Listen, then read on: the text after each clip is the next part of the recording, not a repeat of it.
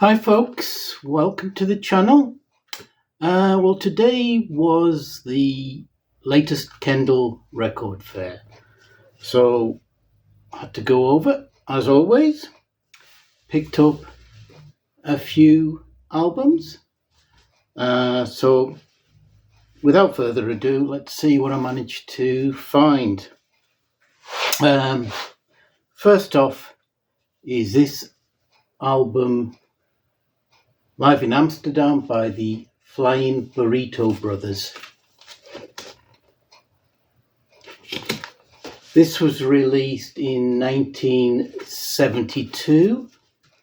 At this point, the band was led by Rick Roberts, who had basically just joined the band in 1971 for their 1971 album, which is just self-titled, which was their third album. So there was no original members, no Graham Parsons, no Chris Hillman, etc. I've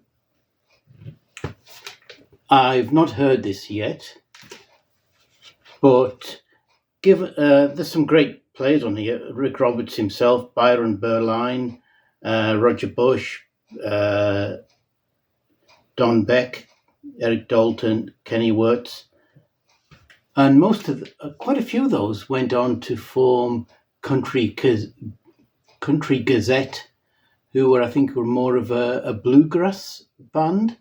So I may be expecting this to be edging that way rather than the cosmic country of the original Burrito Brothers. But I'm sure this is going to be enjoyable. Second, we have the first album by Marvin, Welsh and Farrer. Not so long back, I picked up the second album by this trio and thoroughly enjoyed it. Marvin and Welsh are obviously Hank Marvin and Bruce Welsh, who were part of the Shadows. But this is nothing like the Shadows. It's more in that sort of American rootsy vein, Crosby, Stills, Nash and Young, that sort of style. If this is anywhere as good as the second album, which I thoroughly enjoyed, this is going to be a good one. A lot of these came from the cheapo bin as well, which is great. I thought wasn't going to get anything from there. And I was so pleased to pick this one up. This is Robert Hunter's first solo album, Tales of the Great Rum Runners, with a superb cover by Rick Griffin. Robert Hunter was obviously Jerry Garcia's writing partner, wrote the lyrics for most of the Grateful Dead's classic songs. He's not a great singer himself, but there is a charm about his albums. I've got quite a few, but this one is his most famous. And you get people on it. You get Garcia, Kreutzmann, I think, Godshaw, and you get Barry Melton, who is the Fish and Country Joe in the Fish. So I'm looking forward to this. And it's got one of my favourite Dead tracks on it. It must have been The Roses. Next, Mr. Morrison, Van himself with Veed and Fleece, his 1974 album. I've been looking for this one for quite a while. I'm surprised. I don't think it's been re-released of late. You get, Astral Weeks and all the others I see in the shops, but not this one or the other one I'm looking for, which is Tupelo Honey. I like this period of Van Morrison's work. So I was so pleased to pick this up, and it's in excellent nick. Next up, an album by the band Here and Now. and this is their 1984. I can't speak tonight. 84 album Theatre. Here and Now were part of that sort of 90s, I think, UK festival circuit, playing free festivals all over the UK. And they became the band Planet Gong with David Allen and Gilly Smith, that's an album I need to get as well. This is from a few years later. I think the Planet Gong album was it 77? Maybe a bit later.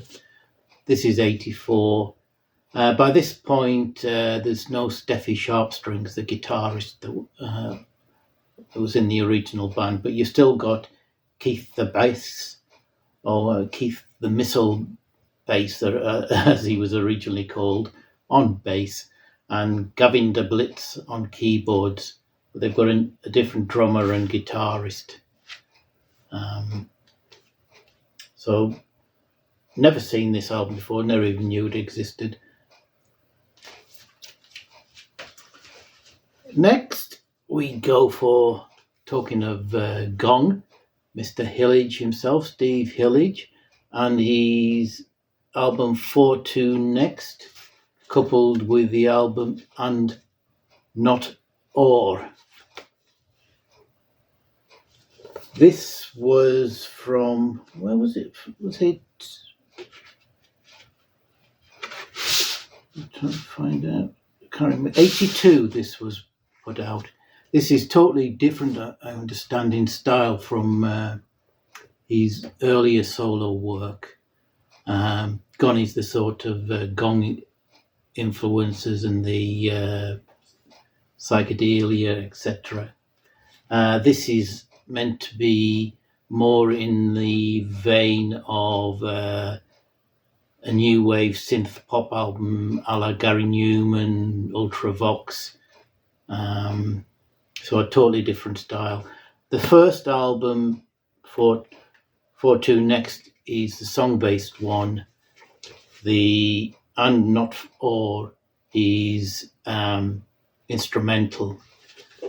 I don't know, I can't remember whether these were released separately, but I can't remember whether they were initially released separately or were separated afterwards.